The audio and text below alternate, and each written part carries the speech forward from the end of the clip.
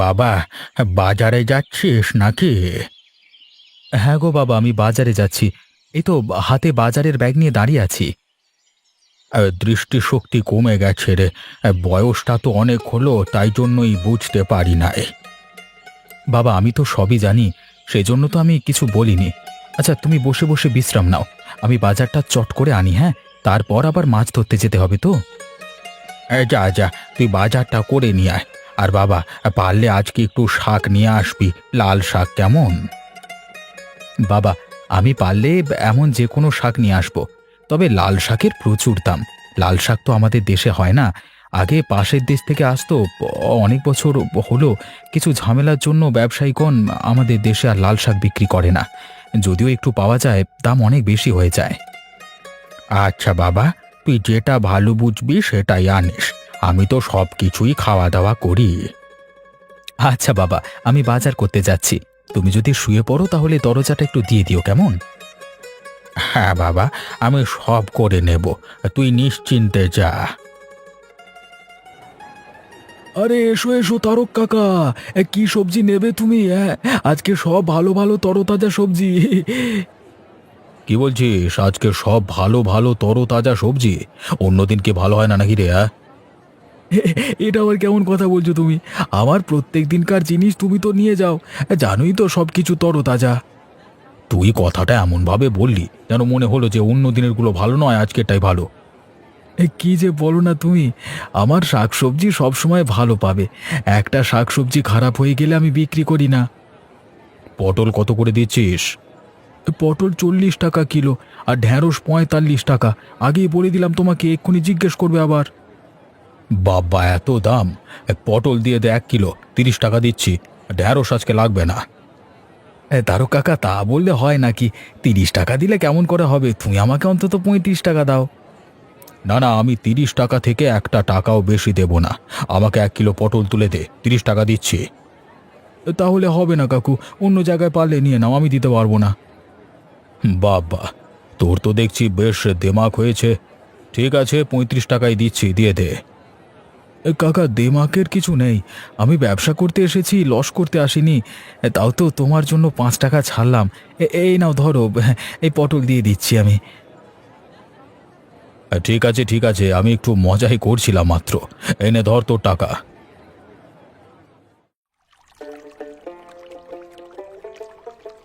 আবার অনেক দিন পর বাণিজ্যে বেরোলাম।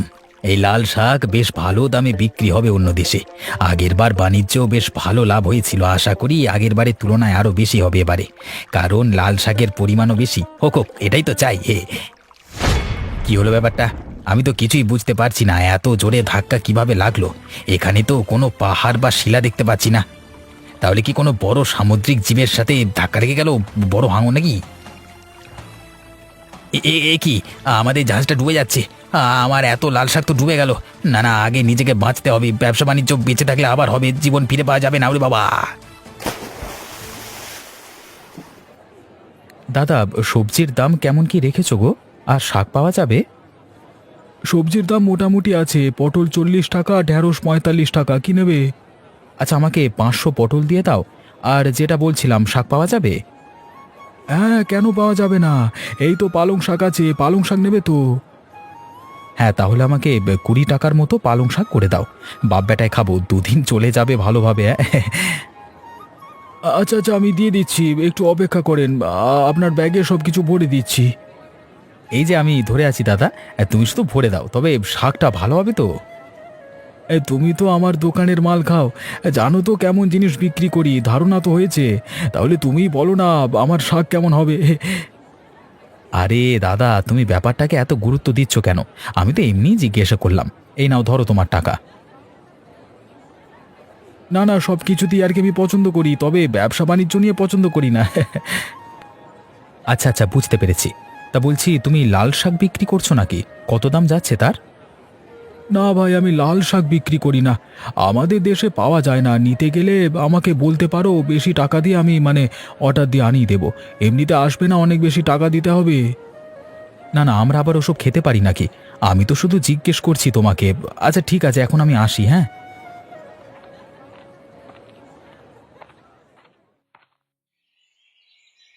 গিন্নি কোথায় গেলে গো? খেতে দেবে তো নাকি? আর সইতে পারছি না যে ক্ষুধা। এই তো গো, আমি দিচ্ছি আস্তে আস্তে। জানোই তো, বয়স হয়েছে, আর অত চটপট পারি না। এই নাও, খেয়ে নাও। ও মা, শুধু যে আমার খাবার নিয়ে এলে, তুমি কখন খাবে? তোমারটাও নিয়ে চলো, একসাথে খাবো। না না, তুমি আগে খেয়ে নাও, তারপর আমি খাবো। স্বামী না খেলে স্ত্রী খেতে পারে না। এসব বাজে কথা, বুঝলে গিন্নি? এসব মানবার কোনো মানে হয় না। তুমি খাবার নিয়ে এসো। না না, তুমি আগে খাও। আমি এসব মানি বাপু। তোমার খাওয়া হলে তারপরেই আমি খাবো। তুমি আগে খেয়ে নাও তো, তোমায় বেশি কথা বলতে হবে না। আমার কথা তো শুনবে না। যেটা ভালো বোঝো সেটাই করো। এই আমার খাওয়া হয়েই গেল, উঠে পড়লাম। এইবার আমি খেতে পারি। তোমার খাওয়া হয়ে গেছে, আমি নিশ্চিন্ত। যাও, ঘরে গিয়ে শুয়ে পড়ো। দুপুর হয়ে গেছে, খাওয়া দাওয়াও হয়ে গেছে, আর কোনো কাজ নেই তোমার। হ্যাঁ, এই তো আমি ঘরেই যাচ্ছি। তুমিও খাওয়া দাওয়া করে চলে এসো, কেমন? শুধু খাওয়া দাওয়া করে গেলে হবে? খাওয়া দাওয়ার পর বাসন মাজতে হবে। সব কাজকর্ম শেষ করে আমি তবে গিয়ে বিশ্রাম নেব। তুমি এখন যাও। আচ্ছা ঠিক আছে গিন্নি, তোমার সব কাজ শেষ করে তুমি এসো, কেমন? কিরে সজল, মাছ ধরতে যাচ্ছিস নাকি? হ্যাঁ গো খুড়ো, মাছ ধরতে যাচ্ছি। এই ভোরবেলায় না বেরোলে মাছ জালে আটকায় না। তা তুমি এত ভোরে কোথায় বেরিয়েছো? আমি একবার বেরিয়েছিলাম প্রাতঃভ্রমণে। শরীরে তো বহু রোগ ব্যাধি, বৈদ্য বলেছে সকালবেলায় প্রাতঃভ্রমণ করতে, শরীর ভালো থাকবে। বাহ, ভালো কাজ করেছো তাহলে। তোমার আর চিন্তা কি, চাকরি করতে এখন অবসর নিয়েছো, বেতনের অর্ধেক টাকা এমনি প্রত্যেক মাসে পাও। এই সুযোগ সুবিধা পাওয়ার জন্যই তো চাকরি করা রে। এত পড়াশোনা কিসের জন্য? এই একটা চাকরির জন্যই তো। খুড়ো, আমারও তো খুব ইচ্ছে ছিল যে অনেক পড়াশোনা করে চাকরি করব, কিন্তু পড়াশোনার বয়সেই মা মারা গেল। তারপরেই বাবা অসুস্থ হয়ে পড়ল, তখন থেকেই সংসারের হাল ধরতে হলো। আরে আমি তো সবই জানি, আর নতুন করে বলবার কি আছে? তখন তোদের যে কি পরিস্থিতির মধ্য দিয়ে সময় কেটেছে পুরো গ্রামবাসীই জানে। আমি এখন যাই, বুঝলে? বেশি দেরি করলে হবে না, তুমি প্রাতঃভ্রমণ করে নাও। হ্যাঁ হ্যাঁ, তুই যা, দেরি করিস না।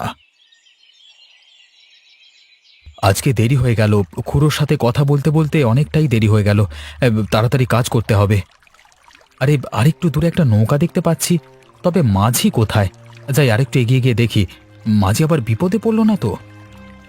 আরে এটা তো লাল শাক, নৌকা ভর্তি লাল শাক, মাঝি তো অজ্ঞান হয়ে পড়ে আছে। দেখি তো ব্যাপারটা কি হয়েছে, ও নৌকায় যেতে হবে। আমাকে একটু পানি দেবেন? বড় জোর পিপাসা পেয়েছে, একটুখানি পানি। এই যে বোতলে পানি আছে, আপনি আস্তে আস্তে খেয়ে নিন।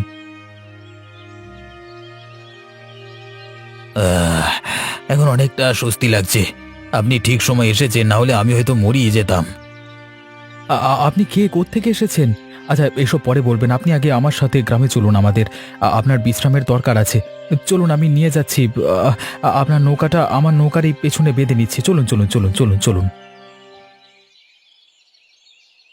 কি গো, আজকে বাজারে যাবে না? না গো গিন্নি, আজকে আর বাজারে শাকসবজি বিক্রি করতে যাব না। শরীরটা ঠিক ভালো লাগছে না। ওই জন্যই ভাবি, আজকে কেন এত বেলা পর্যন্ত ঘুমাচ্ছ? তা কি হয়েছেটা কি তোমার? মাথাটা ঝিমঝিম করছে, কিচ্ছু ভালো লাগছে না। রোজই তো রাত করে ঘুমাও, আবার ভোরবেলায় বেরিয়ে পড়ো। তোমার ঘুম ভালো হচ্ছে না, এই জন্যই তো মাথা ঝিমঝিম করছে, মাথায় লাগছে তোমার। হ্যাঁ গো গিন্নি, ওটাই হবে। একদিন ভালোভাবে ঘুমিয়ে নিলেই ঠিক হয়ে যাবে। ওই জন্যই ভেবেছি আজকে বিশ্রাম নেব। আচ্ছা ঠিক আছে, তুমি দাঁতন করে নাও, আমি কড়া করে চা করে দিচ্ছি, খেয়ে দেখো, মাথার যন্ত্রণা এক্কেবারে ভালো হয়ে যাবে। হ্যাঁ তুমি তাই করো, তুমি আগে উঠানটা ঝাড় দিয়ে দাও। একটা একটা করে কাজ শেষ করে ফেলো। আমি তো আজকে বাড়িতে আছি, অত তাড়া নেই। হ্যাঁ গো, সে আমি জানি। আগে ঝাঁট দিয়ে নি, তারপরে কড়া করে তোমার জন্য চা বানিয়ে দেবো। দুজনে মিলে একসাথে বসেই আর চা খাবো। কতদিন পরে এভাবে নিশ্চিন্তে একটু বসে আছি। না হলেই তো তাড়াহুড়ো করে এই কাজ নিয়ে সারাদিন চিন্তিত। এই জন্যই তো তোমায় বলি, সপ্তাহে অন্তত একদিন করে ছুটি নিও। নিজের পরিবারকে সেই সময়টা দেবে, দেখবে মন ভালো থাকবে। সপ্তাহের বাকি 6টা দিন ভালোভাবে কাজ হবে তাহলে। না গো গিন্নি, এখন ওরকম করলে হবে না। এই বয়সে ভালোভাবে টাকা উপার্জন করে জমিয়ে রাখতে হবে, বয়সকালে কাজে লাগবে। সবকিছু চিন্তা করেই রেখেছি আমি। হ্যাঁ হ্যাঁ, আমি জানি তুমি একটু বেশি ভবিষ্যতের কথা চিন্তা করো। না বলবো না, ভালোই করো। তোমার চিন্তা ভাবনাগুলো সফল হোক। আপনি এই গাছের তলায় বসুন, এবার বলুন আপনার সাথে কি ঘটেছে। আমি এই দেশের মানুষ নই, আমি অন্য দেশে থাকি এবং সেখান থেকেই লাল শাকের ব্যবসা করি। এইরকম এবারও জাহাজ বোঝাই করে শাক নিয়ে বেরিয়েছিলাম বাণিজ্য করতে। বাণিজ্য করতে বেরিয়েছিলেন তো ঠিক আছে, তবে আপনার জাহাজ ডুবলো কিভাবে?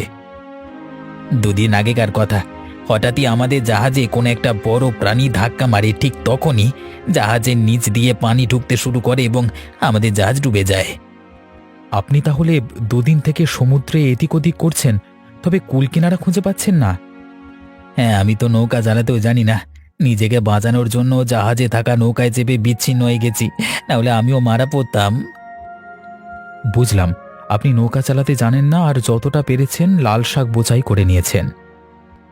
আমাদের সাথে আরো বেশি লোক ছিল, তারাও সব বিচ্ছিন্ন হয়ে গেছে, জানি না বেঁচে আছে কিনা। তাদের কথা চিন্তা করে আর লাভ নেই। তারা যদি অন্যদিকে চলে যায় তাহলে আর বাঁচার সম্ভাবনা থাকে না। ওইদিকে সমুদ্রে বড় বড় সামুদ্রিক জীব আছে, এই ছোট নৌকায় টিকে থাকা সম্ভব না। আপনার ভাগ্য ভালো আপনি এইদিকে চলে এসেছেন। আচ্ছা চলুন, আপনি আমার সাথে আমার বাড়ি চলুন। আরে ওই তো লাল শাক আমাদের গ্রামে কি করে এলো? সবাই দেখবে, আসো, আমাদের গ্রামে নৌকা ভর্তি লাল শাক এসেছে। আরে তুই তো ঠিকই বলেছিস, এটা তো সত্যিকারের লাল শাক। তবে আমাদের গ্রামে এলো কিভাবে? ওই গাছের নিচে সজলের সাথে কেউ বসে আছে না? আরে নৌকাটা আবার উনি আনেননি তো। এই চলো সবাইকে জিজ্ঞেস করি।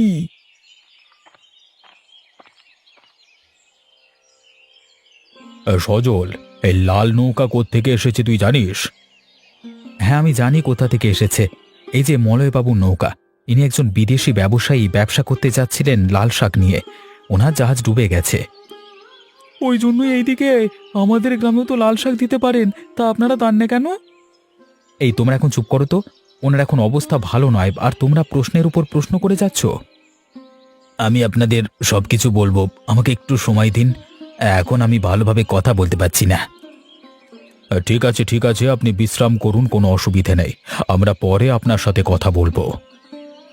মলয়বাবু, আপনি আমার সাথে আমার বাড়ি চলুন, ওখানে বিশ্রাম নেবেন। সজল, তোমাদের বাড়ি নিয়ে যাও। তোমাদের বাড়িতে আমরা বিকালের দিকে যাব সব কথা শুনতে। হ্যাঁ, এখন এখন যাও যাও, এখন যাও। হ্যাঁ।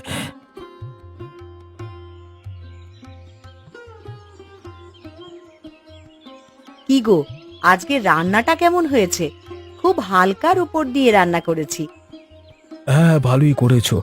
শরীরটাও তেমন ভালো নয়, হালকা রান্না করেছো, ভালোই হয়েছে। হালকা রান্নাটা নয় ভালো হয়েছে, তবে রান্নার স্বাদ কেমন হয়েছে? ও নিয়ে কোনো কথাই হবে না, তুমি যে রান্নাই করো মুখে লেগে থাকে। দেখো না, এরই মধ্যে আমার খাওয়া শেষ হয়ে গেল। সেটাই তো দেখছি গো, তুমি তো এত তাড়াতাড়ি খাও না। আর আজকে এর মধ্যেই খাবার শেষ হয়ে গেল। তুমি আরেকটু নেবে? না না, নিতে পারবো না, আমার পেট ভরে গেছে। আমি এবার উঠলাম, একটু বাইরে থেকে ঘুরে আসবো আমি। এই যে তোমার শরীর খারাপ, আবার বাইরে যাবে কেন? তুমি এখন একটু ঘুমিয়ে পড়ো, ঘুম থেকে উঠে না হয়। না গো গিন্নি, বাইরে না গেলে খাবারগুলো হজম হয় না। একটু তো বাইরে আড্ডা দিয়ে আসতেই হবে। হ্যাঁ, সেটাই বলো না বাপু, তোমার আড্ডা দেওয়াটা আগে, শরীরের কথা তো আর ভাববে না। কেন গিন্নি, আমি তো শরীরের কথা ভাবি। ওই জন্যই তো আজকে আর সকাল সকাল উঠে বাজারে গেলাম না। হ্যাঁ হ্যাঁ, আমার জানা আছে তুমি কত তোমার শরীরের খেয়াল রাখো। এখন বেশি বকবক না করে যাও দেখি, তাড়াতাড়ি বাড়িতে আসবে। হ্যাঁ গো গিন্নি, আমি এই যাব আর এই আসবো। আমি আসছি, হ্যাঁ।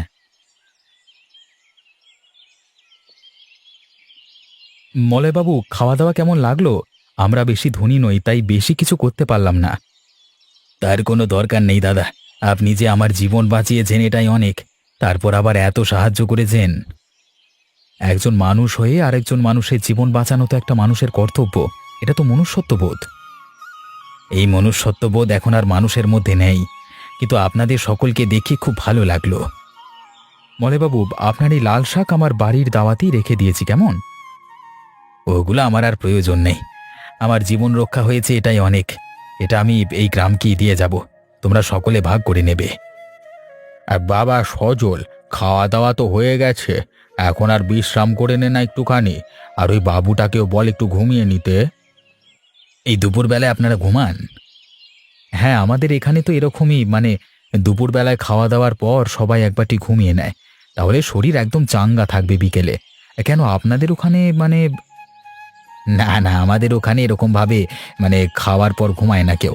ওখানে সবাই কাজে ব্যস্ত থাকে, রাত্রে তাড়াতাড়ি ঘুমিয়ে যায়। ওই রে বাবা, তোরা কোনো সারা শব্দ দিলি না। বাইরে নেয় নাকি, বেরিয়ে গেছিস? না বাবা, দাওয়াতেই বসে আছি। মলয়বাবু দুপুরে ঘুমান না, তাই জন্যই বসে একটু গল্প করছি। তুমি ঘুমিয়ে যাও বাবা। আচ্ছা ঠিক আছে, আর দরজাটা খোলা আছে, একটু খেয়াল রাখিস যেন কুকুর ছাগল না ঢোকে। তুমি নিশ্চিন্তে ঘুমাও, আমি তো দাওয়ায় বসে আছি। জয় দাদা, আরে ও জয় দাদা, কোথায় যাচ্ছ গো এরকম দুপুরের সময়? এই গ্রামের মাচায় গিয়ে বসবো, যদি কেউ আসে একটু আড্ডা দেবো। আজকে আর ঘরে থাকতে মন চাইছে না। তুমি তাহলে এখানে এসে আমাদের বাড়ির দাওয়ায় বসো, আমরা দুজনে মিলে গল্পই করছি। আচ্ছা, আপনি কিছু মনে করবেন না, কিন্তু আপনাকে তো ঠিক চিনতে পারলাম না। সজল, তোর কোনো আত্মীয় নাকি? না না, ইনি একজন বিদেশি ব্যবসায়ী। আজকে ভোরে যখন মাছ ধরতে গিয়েছিলাম তখন এনাকে নৌকায় অজ্ঞান অবস্থায় পেয়েছিলাম। এনাকে তো আমি উদ্ধার করলাম। হ্যাঁ, আমি একজন ব্যবসায়ী, তবে আপনার নাম জানলে ভালো হতো। আমার নাম জয়, এই গ্রামের বাজারে শাকসবজি বিক্রি করি। বাহ, তাহলে তো ভালোই হলো, আপনার সাথে যোগাযোগ রইল। এবার কিন্তু আমি লাল শাক এই দেশেও আনবো, আর আপনাকেই দেবো কিন্তু। হ্যাঁ অবশ্যই, আনবেন আনবেন, আমি নেব, তবে দামটা একটু ঠিকঠাক রাখতে হবে, বেশি দাম হলে কেউ কিনবে না। আমি এক জাহাজ ভর্তি করে আনবো, তাহলে কি দাম বেশি হয়? নিশ্চয়ই হবে না। আর এবারের আমি কিছু উদ্ধার করে রেখেছিলাম, ওটা সমস্ত গ্রামকে ভাগ করে দেব বিনামূল্যে, ঠিক আছে? সত্যি আপনার লাল শাক বিনামূল্যে দেবেন আপনি? এই গ্রামের বাসিন্দা আমার জীবন বাঁচিয়েছে, টাকা নিশ্চয়ই জীবনের থেকে বেশি মূল্যবান নয়। একবার নয়, বিনামূল্যে সবাইকে খাওয়ালাম। মলয়বাবু খুব ভালো মনের মানুষ। জয় দাদা, তাহলে তুমি আজকে যাওয়ার পথে এসব লাল শাক নিয়ে যেও। কালকে সকালে হাটে যে যে তোমার কাছ থেকে শাকসবজি কিনে নেবে তাদের একটু একটু করে দিও। হ্যাঁ অবশ্যই, তাহলে পরের বার থেকে আমাদের গ্রামেও লাল শাক আসবে।